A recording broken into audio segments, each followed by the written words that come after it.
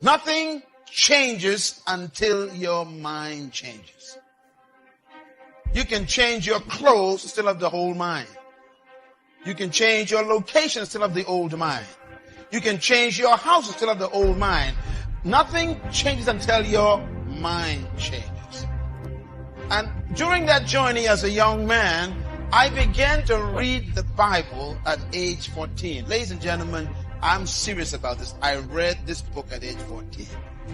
I read through the entire book, and I didn't understand nothing. Because the Bible is a very complicated book. And also I read it in the King James Version, which is even worse. But I read it because I wanted to know what God said to man. When I was 15 years old, I read the Bible again, completely through.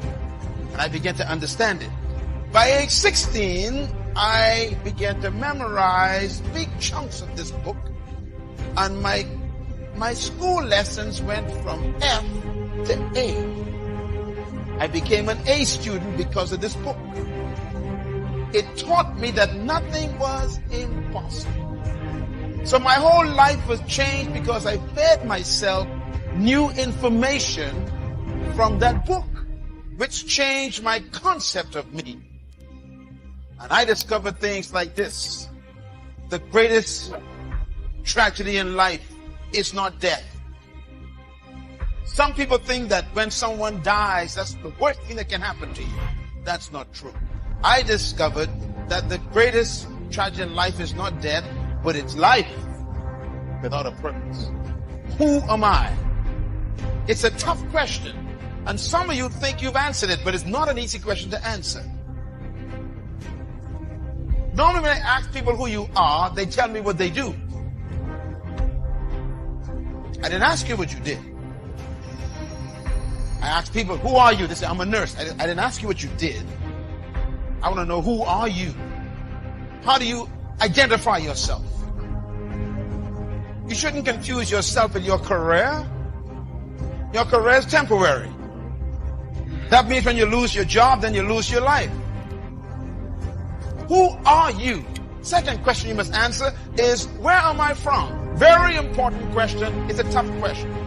As a matter of fact, humans have been trying to answer these questions for over 2,000-3,000 years.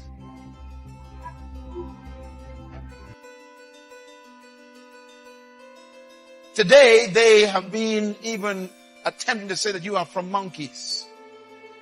They talk about evolution. They talk about man starting as a slime that became a salamander, that became a tadpole, that developed into a frog, which became eventually an ape man, that became a human. Well, I don't know about you, but I ain't no ape, and I ain't no tadpole. But they try to explain that you came from some big bang that caused some genetic coding in the slime, in the abyss of 6 billion years ago, all this stuff they talk about. They're trying to explain where you're from. You see, until you know where you're from, you don't know who you are. What is your source? Where did you come from? It's a very important question. And the third question I had to answer and grapple with is, why am I here? That's a tough question. Why were you born? Why were you conceived? Why are you on this planet right now? Why did you come to earth? These are tough questions. And the person sitting behind you have not yet answered that question. Because it's a hard question. We don't even like to think about it.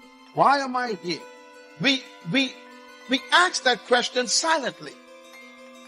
We don't talk about it publicly. Because we are afraid we don't know the answer. Why were you born?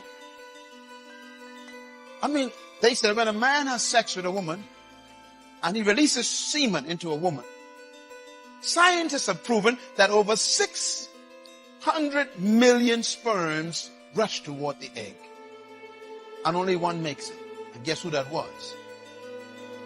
And my question is, why did 599 million sperms die so that you could live to come to this planet? Was there a reason why the divine creator chose that specific sperm for you to come at this time?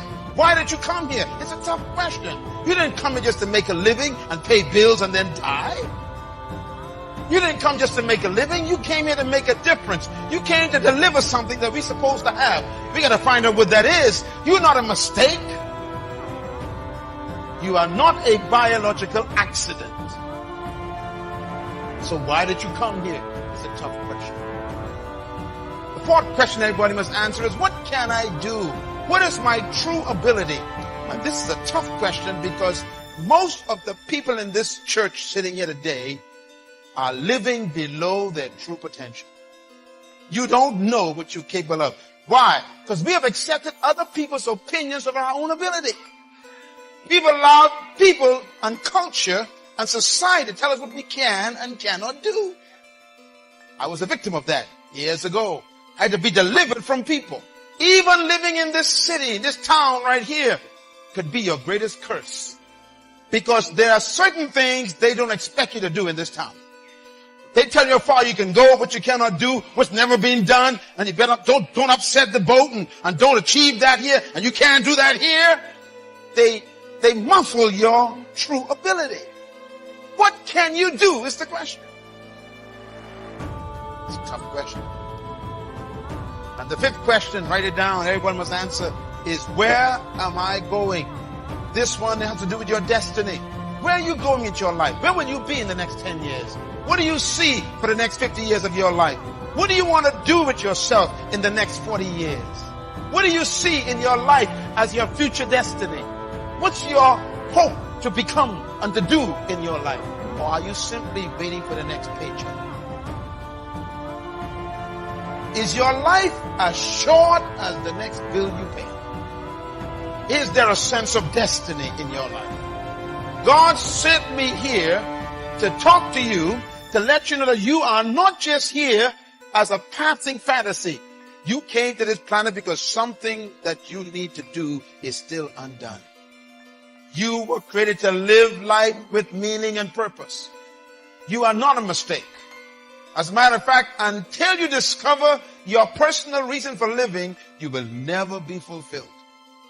You were born, sir, to do something important in this world. That's why I am convinced that all of us were created for a purpose, equipped with potential, and designed for a destiny. I am convinced that you are loaded with stuff that we haven't seen yet, and is trapped under your fear of people. As a matter of fact, some of your greatest graveyards are your jobs. Nothing can bury you faster than a career that you're trapped in.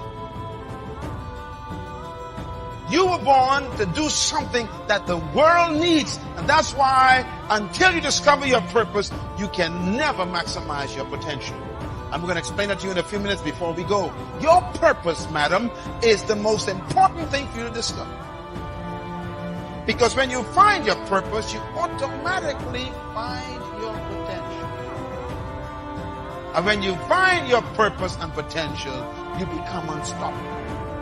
No human opinion can touch you when you discover your purpose in life.